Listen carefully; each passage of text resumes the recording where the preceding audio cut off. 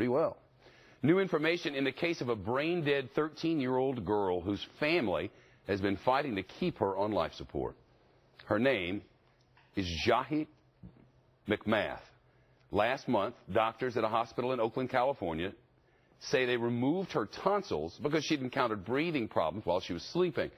But relatives say 3 days after that surgery, she had a heart attack, and blood began pouring from her nose and mouth. Can you imagine the horror from those parents? Doctors did eventually declare her brain dead, and the doctors said they needed to remove her from the ventilator. There was no chance for her. But relatives convinced a judge, despite all the medical evidence and the science, to let the medical team move her to another facility. The family's lawyer tells the San Jose Mercury News newspaper that the teenager has arrived at a new facility, but they're not telling anyone where this new facility is. This lawyer had previously said a medical center in New York might be willing to care for her, but is she here? We don't know. We have an attorney, Lisa Giovinazzo, with us on some legal issues, but let's begin with our own Leah Gabriel on the nuts and bolts of all this. You know, I was gone for a long time, but was following this over time, and all you can think about is this poor family. It's a really tough situation, and as you mentioned, at this point, no one's telling us exactly where Jahi is, and all the family members are saying is that they continue to express hope. Take a listen. We're very grateful, very proud. We want to thank everyone that supported us, everyone that stood in our corner, everyone that prayed for us, everyone that helped donate to make this possible. Without you guys, none of this would be possible. Now, you heard Jahi's uncle mention donations. One doctor I spoke with said that the type of long-term care that Jahi requires could cost anywhere between $25,000 and $100,000 per month. The family attorney has said that all the publicity around Jahi's story has brought out the best and the worst in people. Take a listen. We've had people make threats from around the country. It's sad that people act that way. So for Jahi's safety and those around her, we will not be saying where she went or where she is. Now, according to the family attorney, Jahi left the hospital attached to a ventilator but without a feeding tube, and a doctor that I spoke with explained that the ventilator essentially pumps air into the lungs, and Shep, the medical expert, explained that that is essentially what keeps the heart beating. Yeah, without that, there's no hope, according to the doctors. I mean, I hate to even put it that way, but that's what the doctors have ruled, isn't it? Well, interestingly enough, it really depends on who you speak with. According to the Associated Press, 3 different doctors did exams on Jahi and said that she was brain dead. They said that there was no electrical activities in the area of her brain that controlled breathing. Now, the hospital where she was staying until last night has argued that her brain death means she's legally dead and that she should be disconnected from the ventilator. But one medical expert I spoke with said that the hospital was actually taking the most humane approach, and that any medical facility who tried to give the family hope was giving them false hope. Take a listen.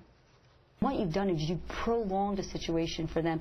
You cannot give them what they hope for. They hope to get their daughter back, and that's just not going to happen. And you're just prolonging the inevitable.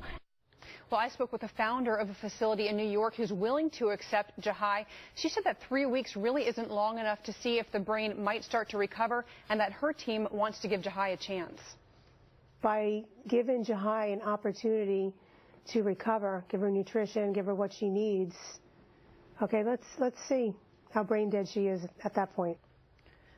Well, last night, the hospital released Jahi to the coroner, who issued a death certificate before turning custody over to Jahi's mother. And we're told that there's no cause of death listed on that death certificate, Shep, and that's because it would actually require an autopsy. All right, Leah, thank you. This is, I mean, it's sad to even see that. Let's bring in now a lawyer for the legal part of all this. Defense attorney Lisa Giovinazzo is with us. When you don't have oxygen to your brain, that's it. I mean, the doctors have, except for that one person who I just heard from, there's no hope, sadly. There's no hope. I mean, when there is an act, the Uniform Determination Death Act, and it dictates what brain dead is, what legal death is. Okay, it could be cessation of respiratory or cardiac, first prong. Second prong, cessation of brain activity and the brain stem. And that's kind of where the controversy is, because the brain stem has to be getting some sort of oxygen, but limited. It's not enough oxygen to have a functioning body to indicate that this girl will ever recover. I mean, the lack of oxygen to the brain, unlike other parts of the body, from the medical experts I've talked to, once your brain does not get enough oxygen, it can't regenerate itself. When the brain dies, it dies. And that's the saddest issue of this case, is because she is legally dead. There is a death certificate. A hospital, a medical facility in New York, I don't even see how they could legally take her. The insurance wouldn't cover her, the Hippocratic Oath of doctors. I wonder who is advising this family, because to give people hope where there is no hope seems like the cruelest of all things. It does, and you have to say all of these people donating to this little girl, they're probably families that faced a similar situation. Maybe they had children in a similar circumstance, and they look for hope.